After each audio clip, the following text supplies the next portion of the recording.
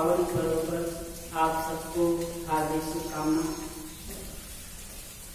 और दिल से सदगुरु से ये प्रार्थना है कि आप सबका जीवन सुखद मंगलमय हो। आप जीवन में उत्तरोत्तर शांति के पथ पर आगे बढ़ते रहें। एक ऋषियों का सुंदर वाक्य है, 3 सूत्र कहा जाता है, अस्तोमा सद्गमय, तमसोमा ज्योतिर्गमय, मृत्योर्मा अमृतम गमय।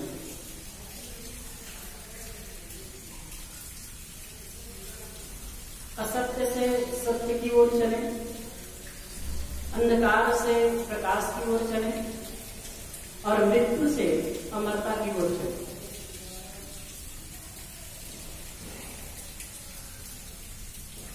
गुरु यही संकेत देते हैं, बताते हैं। गुरु का अर्थ होता है जागा हुआ, जो अपने में पूर्ण हो, ठोस हो, वजनदार हो, वो गुरु हो गए। और जिनके अंदर, जैसे बुद्ध के लिए बात आती है, बुद्ध का मतलब होता है जागा। बुद्धत्व की जब प्राप्ति हुई तब उन्हें बुद्ध कहा गया, नहीं तो पहले उनका नाम सिद्धार्थ था।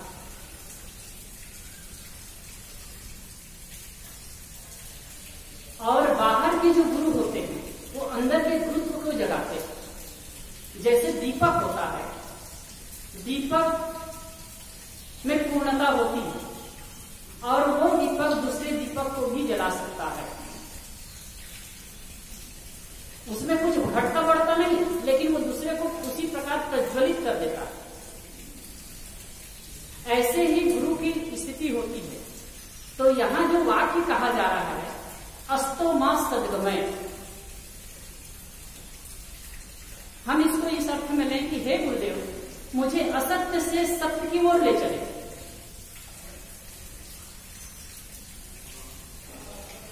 तमसो मां ज्योतिर्गमय, अंधकार से प्रकाश की ओर ले चले। और मृत्यु मां अमृतम गमय, मृत्यु से अमरता की ओर ले चले। बड़ा छोटा छोटा सूत्र है, कथन है, लेकिन बहुत ही मार्मिक का है। अस्तो मां सद्गमय, असत्य से सत्य की ओर ले चले। जो कुछ भी देखा और सुना जाता है, जहां तक हमारे नजरें जाती है, जहां तक हमारा इंद्रियों का विस्तार है, सब कुछ असत्य है। अद्भुत लगता है ना, किसी ने कहा है जो देखते हो वह सत्य नहीं है और जो सत्य है उसे देखते नहीं हो। जो सत्य है उसे आप देखते नहीं हैं और जो देखते सत्य है उसे आप देखते नहीं हैं और जो देखते हो वो सत्य नहीं।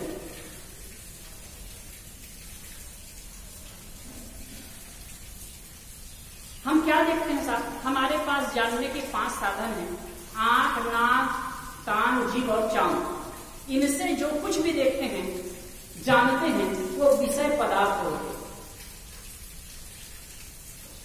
और आप देखेंगे, चाहे आंख से हम रूप देखते हो, कान से शब्द सुनते हो, त्वचा से स्पर्श विषय को जानते हो, नाक से गंध लेते हो, लेकिन जितने भी विषय हैं ये सब कुछ परिवर्तनशील हैं, स्थिर रहने वाला नहीं। और हमारे पास में मन है, मन परिवर्तनशील है। मन से जो मनन करते हैं वह भी बदलने वाला है। तो क्या स्थिर है?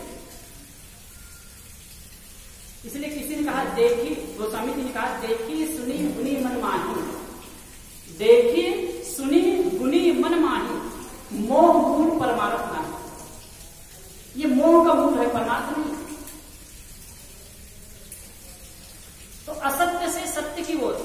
और ये शरीर, जो अपना शरीर है, शरीर संबंधी जितने भी प्राणी और पदार्थ हैं, सब कुछ परिवर्तनशील है, सब कुछ असत्य है।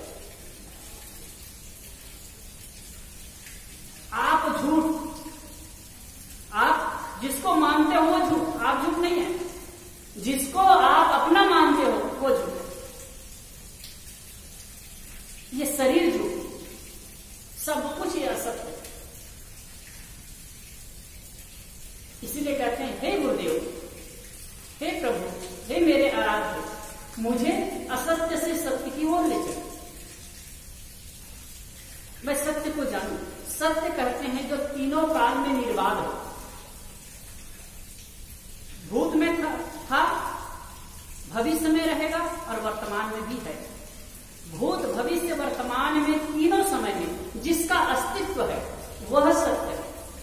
अब आप इस छोटे से परिभाषा से आप समझ सकते हैं और आप एनालिसिस कर सकते हैं कि क्या सत्य है।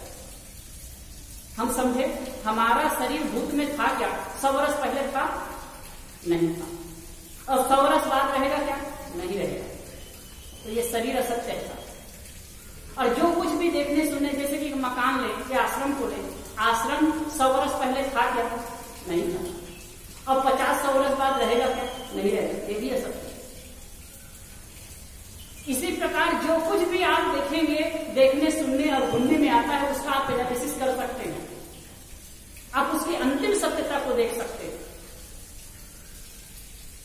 तो इसीलिए कहते हैं हमको असत्य से सत्य की ओर ले जाए। सत्य क्या है? सत्य आप हैं।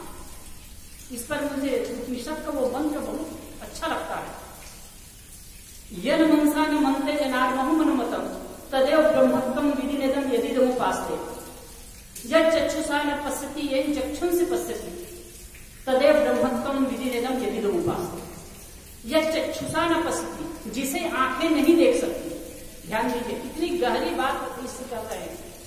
उपनिषद के ऋषि, के उपनिषद के ऋषि कहते हैं यद चक्षुषा न पश्यति, जिसे आंखें नहीं देख सकती, बल्कि जिसकी सत्ता से आंखें देखती है उसको तू ब्रह्म जान।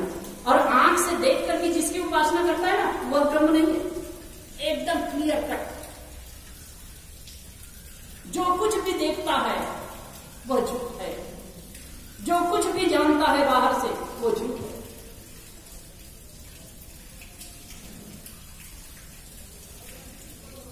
मन से एक बात आती है, जिसका मन मनन करता है वह सत्य नहीं है, बल्कि जिसकी सत्ता से मन मनन करता है वह सत्य। और मन से मान करके जिसकी उपासना करता है ना, वह सत्य नहीं है। मानो कि कभी भी भाषा हो, वास्तव में वह अस्तित्व, वह सत्ता, वह तत्व, वह प्रभु, वह राम आपके अंतर में ही है। कबीर साहब इसको बहुत सरल शब्दों में कहते हैं, जो तिलमाही तेरा है जो चकमक में आग, तेरा साईं तुझ में जाग सके तो जाग। जैसे तिल में तेल होता है, पत्थर में आग होती है, इसी प्रकार से वो परमात्मा तत्व तुम्हारे अंदर जाएगा। बस देखने की बात। एक सामान्य से उदाहरण आप लें, दूध में घी होता है, लेकिन पता चलता है क्या? दिखता है क्या? नहीं दिखता है। कोई देख के बता सकता है इसमें घी है, लेकिन होता है नहीं होता है? रेवा भाई बैठे हैं, उनको पता है, तो दूध वाला काम करते हैं, तो दूध में घी होता है लेकिन हम नहीं देख सकते। लेकिन उसे दूध से घी प्राप्त करने के लिए क्या करना पड़ता है आप जानते हैं? पहले दूध को गर्म करते हैं, गर्म करने के बाद में दही जमाते हैं, जब जमा देते हैं उसके बाद में उसको भिगोया जाता है और उससे जो मक्खन निकलता है उसको आग में पकाया जाता है, तब घी निकलता है। ठीक इसी प्रकार इस असत्य जगत में भी सत्य है, लेकिन उसके लिए मन को ही भिगोना पड़ेगा। सद्गुरुदेव की जय। अब ये चीज करेंगे, मतलब मन से ही एनालिसिस करेंगे, विचारेंगे, चिंतन करेंगे। चिंतन का जो बिलोना चलेगा ना, फिर वो साफ जी स्वरूप, सत्य स्वरूप उद्घाटित।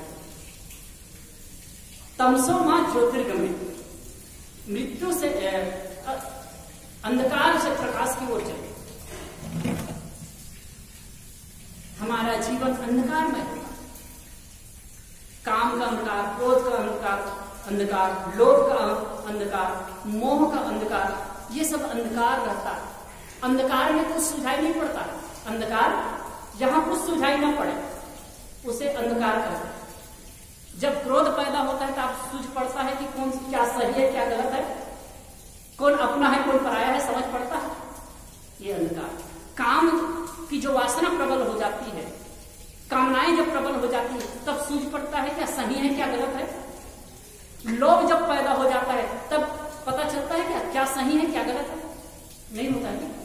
तो यही तो अंधकार है। तो कहते हैं हे सदगुरु, हमको इन अंधकार से प्रकाश की ओर ले चलिए। और मृत्यु और मां अमृतम, मृत्यु से अमरता की ओर ले चलिए। मृत्यु क्या है? इस शरीर का मृत्यु होना। वैसे मैं एक चीज बताऊं, मैं एक पढ़ रहा था महाभारत, उसमें एक बात बहुत बढ़िया आई है कि मृत्यु अपने आप में कुछ भी नहीं है। मृत्यु से किसी का कुछ नहीं बिगड़ता, न जड़ का बिगड़ता है न चेतन का। अभी हमारे बापूजी कह रहे थे जड़ चेतन की बात, तो कई लोग नए आए हैं उनको समझ नहीं आया होगा जड़ और चेतन क्या। तो समझिए कि 5 तत्व मिट्टी पानी आग हवा और आकाश, 5 तत्व, 5 तत्व से शरीर बना है। और चेतन कहते हैं इनमें रहने वाला जो बोलनार है, मैं और तू कहने वाला है, वो आत्मा। तो ये शरीर तो मरण धर्म है, शायद मरता है, नष्ट होता है, लेकिन कहते हैं वेद व्यास जी कह रहे हैं कि भाई मरता कुछ नहीं है। जब किसी का शरीर छूटता है, शांत होता है, तो जो 5 तत्व है 5 तत्वों में मिल जाते हैं। और चेतन आत्मा अपने संस्कारवश दूसरा शरीर धारण करता है, तो मरता क्या है साहब? क्या नष्ट होता है? कुछ भी नष्ट नहीं होता। जो है जितना है जैसा है वैसा ही रहेगा, मतलब मूल रूप में वैसा ही रहेगा, बाह्य रूप में परिवर्तन होता है। जैसे कि एक मकान गिर गया, मकान गिरा तो ऐसा नहीं है कि इसके तत्व उड़ जाएंगे, ये जो है वो रहेंगे, लेकिन आकार में, बाहरी आकार में परिवर्तन हो जाएगा, फिर वो नए रूप से कार्य पदार्थ की चीज के निर्माण होगा। तो कहते हैं हे सदगुरु, हमको मृत्यु से अमरता की ओर ले चलिए। मृत्यु से अमरता की ओर जाना, हमारी जो देह के प्रति ममत्व है, देह को अपना मानते हैं इसलिए हम मरते हैं, और देह से ऊपर अपने आप को समझे, मतलब आत्म तत्व को जानने लगे, जो गुरुदेव और संत जन बताते हैं, जो जिसको जानने के बाद मृत्यु का भय नहीं रहता। हम न मरे मरी है संसारा, हमका मिला जियावना हारा, राम मरे थे हमहू मर गए, राम न मरे तो हम काहे मर गए। तो देह के प्रति जितना मतलब ममत्व है, तभी हमको लगता है कि हम मर जाएंगे मर जाएंगे। अभी कोरोना का टाइम बहुत है, घबराते हैं। अब यह भी बात सही है भाई, अब शरीर है तो जैसे कि हम जिस घर में रहते हैं उसको साफ सफाई रखते हैं, उसकी व्यवस्था करते हैं ना, ऐसे शरीर है, शरीर की व्यवस्था करनी पड़ेगी। लेकिन उतना भय करने की भी आवश्यकता नहीं है। ये कोरोना के उपलक्ष्य में ये भी समझिए कि अपना सेफ्टी का ख्याल रखिए, मास्क वगैरह लगाते हैं, हाथ वाथ धोइए, लेकिन डरने से कुछ नहीं होगा। जब वारंट कट जाएगा ना तो चाहे लाख प्रयास करेंगे बचने वाले नहीं। सावधानी अलग वस्तु है, अलग बात है, और डरना भी भूल है। वैसे तो बहुत ज्यादा डरते हैं ना, वो डर करके अपनी इम्यूनिटी सिस्टम को ही कमजोर करते। अभी साहिब जी मैं ऑफिस में बैठा था तो शायद हर्षवर्धन को किसी कह रहे थे, अरे कि मैं मजबूत हूं या कुछ कह रहे थे, मैं मजबूत हूं ऐसा कहिए, अपने अंदर में पॉजिटिव फीलिंग लाइए। सचमुच में यही बात है।